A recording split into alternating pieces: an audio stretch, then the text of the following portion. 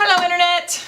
Greetings! Valentine's Day! Happy Valentine's Day! Yeah. I'm Mandy. I'm from the Delaware Library. This is Jeannie the Giraffe. I'm Batman. First, I want to talk about, in my normal human voice, our terrifying tales for teens list. I like alliteration. I adore alliteration. Oh god. So we have a whole list of scary books for teens. Feel free to check it out. It's on our website.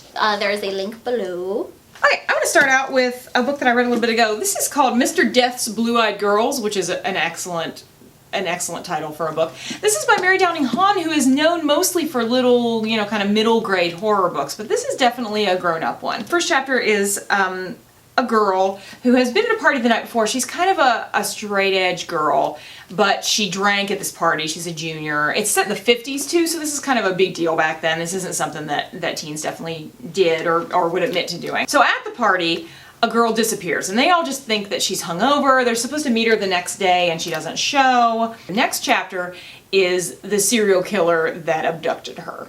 And it alternates chapters between the friends trying to track down the girl and the serial killer kind of like, I don't want to kill anybody tonight, but I do want to kill somebody tonight. He's like divided on the whole thing, but ultimately he goes for the kill because that's what they do. He's trying not to kill people, but he's gonna kill them. So if you want a good, don't be dissuaded by the fact it's set in the 50s. That just means the teens are squeakier clean a little bit initially, but the serial killer is just as nasty. It's called Mr. Death's Blood Girls. Loved it. It was super good. Alright, so the first one that I'm going to talk about, I have not actually read because we just got it in. It's called The Dead Girls of Hysteria Hall, and it's about this asylum in which a bunch of girls end up getting trapped in a very unfortunate and ghosty sort of way. The hall is actually the Piven Institute for the Care and Correction of Troubled Females. So another one where the filthy Victorians are tossing ladies in the asylum to get rid of them for whatever time is convenient. The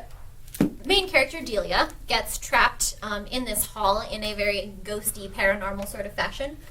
So if you're into scary stories, if you're into asylums, if you like Mindy's book, read this one next. It's probably got a creepier vibe, less investigative, but still that mystery gothic horror element to it. I want to talk about one of my favorite teen horror books. This is called Anna Dressed in Blood by Kendra Blake. Everybody loves this book. This book is so good.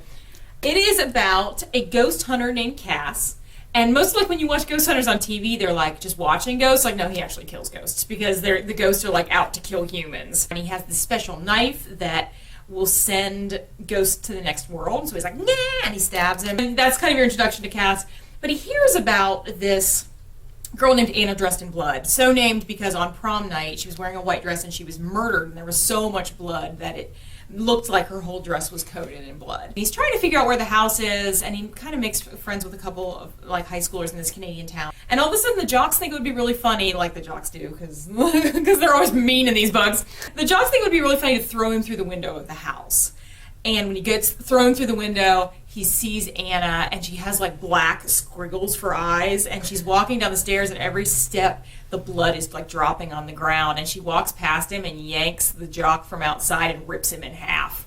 So that's your introduction to Anna, but you find out that she is not just a spirit on the revenge path. There's something going on with her that hasn't gone on with any other ghost that Cass has ever seen. This one has some legitimate scares, really, really funny main side characters too. So if you're liking horror, Anna Dressed in Blood, totally recommend it. Love it.